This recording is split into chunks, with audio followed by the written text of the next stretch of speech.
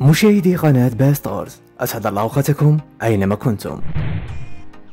كشف أسطورة منتخب الجزائر رابح موجة في كواليس لقاء تلفزيوني مع الإعلامية خديجة بن قنة أن هدفه الشهير بالكعب في نهائي دوري أبطال أوروبا كان ضد مدرب برشلونة هانز فليك.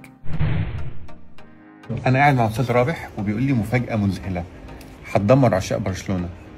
الهدف بتاع نهائي دوري ابطال اوروبا اللي جابه كعبه 87 سنه 87 في بورتو، مين اللي كان واقف على الخط؟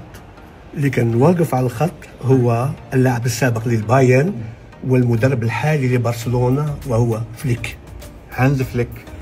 المدرب اللي قلب العالم دلوقتي. استاذ رابح جاب فيه جون بالكعب بهدله، يعني العرب بهدلوا الالمان من زمان. هذا لما سوينا القرعه انا في قطر، كنت سفير الفيفا، كلمني وهو من بعيد، ناداني باسمي، قال لي انت فاكر الطالونات يعني؟ قلت له انا فاكر نعم.